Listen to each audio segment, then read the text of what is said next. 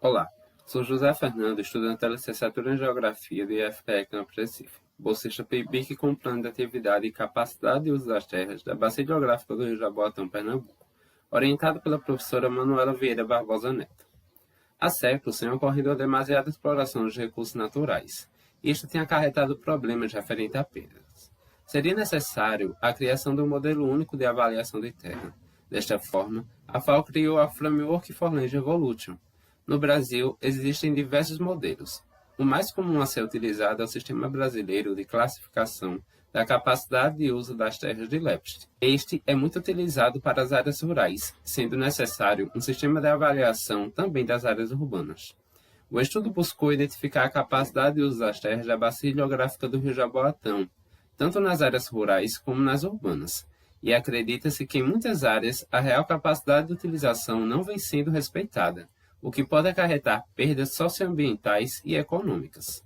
Teve como objetivo geral classificar as terras rurais e urbanas da Bacia Geográfica do Rio Jaboatão de acordo com a sua capacidade de uso, e como objetivos específicos classificar as áreas rurais e urbanas da bacia de acordo com as suas capacidades de uso, considerando os aspectos pedológicos e considerando as influências dos aspectos geomorfológicos, além de sistematizar as informações referentes à capacidade de uso das terras e classificar a área em estudo de acordo com seu potencial de utilização.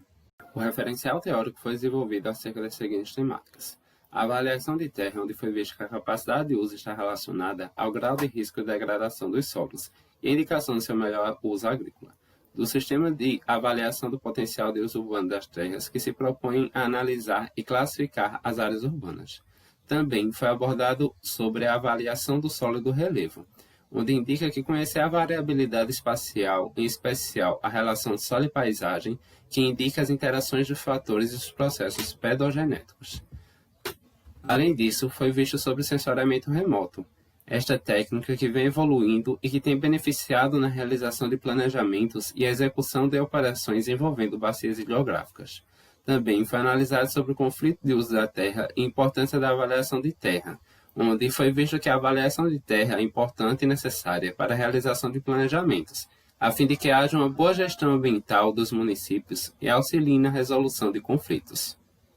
O estudo foi realizado na Bacia Geográfica do Rio Jaboatão, que está localizada entre a latitude de 8 graus 0 minutos e 8 graus 25 minutos sul, e longitude de 34 graus 50 minutos e 35 graus 25 minutos oeste, que tem uma área de 422 km², abrangendo os seguintes municípios do estado de Pernambuco, localizado no litoral e Mata Centro: Cabo de Santo Agostinho, Jaboatão dos Guararapes, Moreno, Recife, São Lourenço da Mata e Vitória de Santo Antão.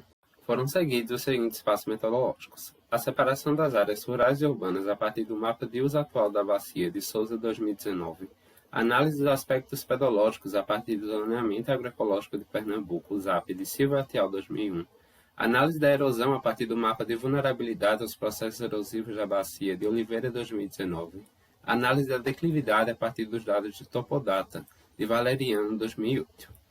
Para a área rural, foi aplicada a metodologia da capacidade de uso das terras de Lepst, e estipulados fatores limitantes e parâmetros para o enquadramento das classes da capacidade de uso.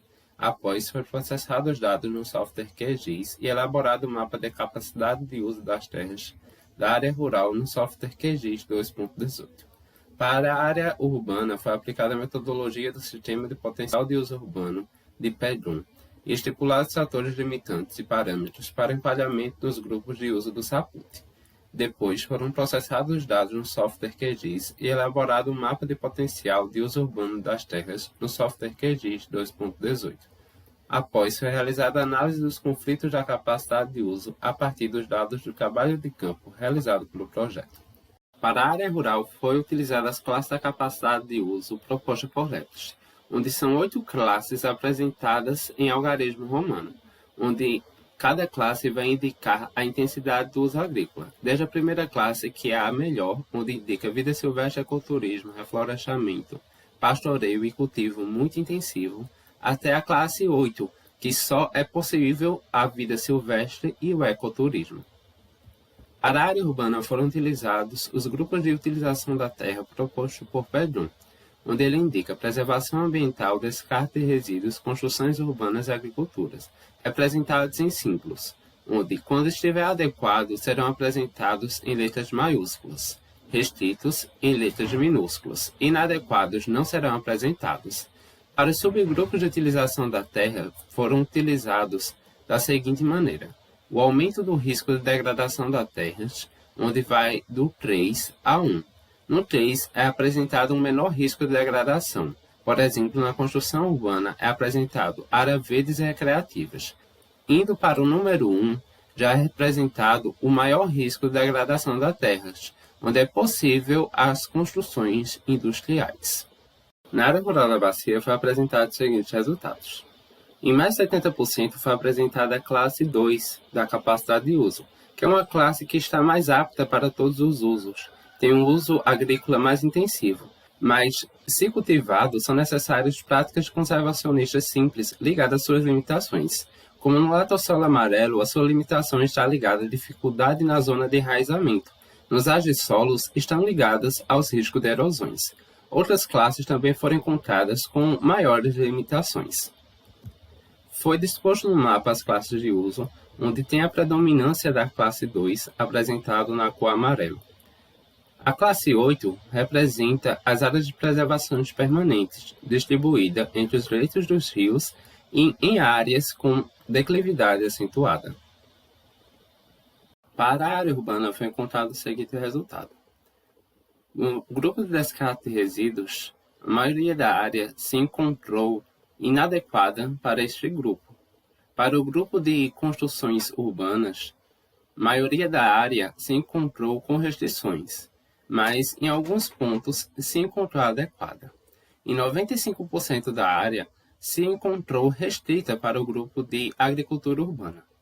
E em 5% se encontrou como área de preservação permanente. Foi disposto no mapa da área urbana da bacia a sua capacidade de uso. A classe P, na cor roxa, indica os locais de área de preservação permanente, em leito dos rios, áreas de declividade e também nos manguezais.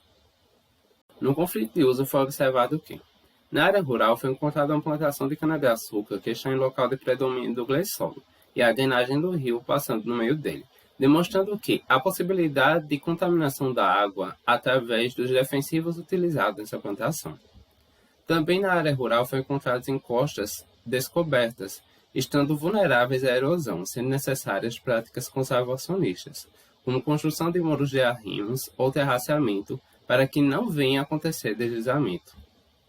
Na área urbana, em diversos pontos foram encontradas construções próximas às margens dos rios, demonstrando assim que há possibilidade de contaminação da água através do esgoto.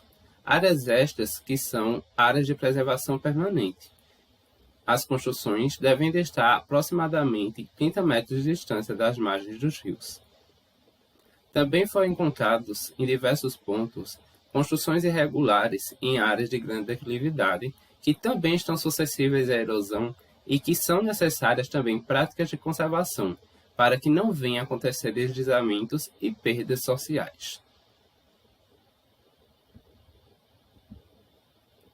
Na área rural da bacia, observou-se a predominância da classe 2, em 77,4%, demonstrando assim que, em maior parte da área rural, há bom potencial de uso, mas que são necessárias práticas de conservação simples e cultivada.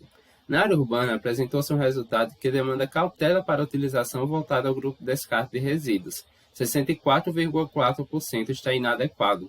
Para o grupo de construções urbanas, 77,1% é restrito. Pode, através da utilização de tecnologias, possibilitar o seu manejo. No conflito de uso, foi observado o plantio próximo à drenagem, utilização indevida de área de APP, cautela para CTR e construções irregulares em áreas de morro. O uso das tecnologias de geoprocessamento facilitou a realização do mapeamento, mas que ainda são necessários desdobramentos para a pesquisa. Referências. Obrigado.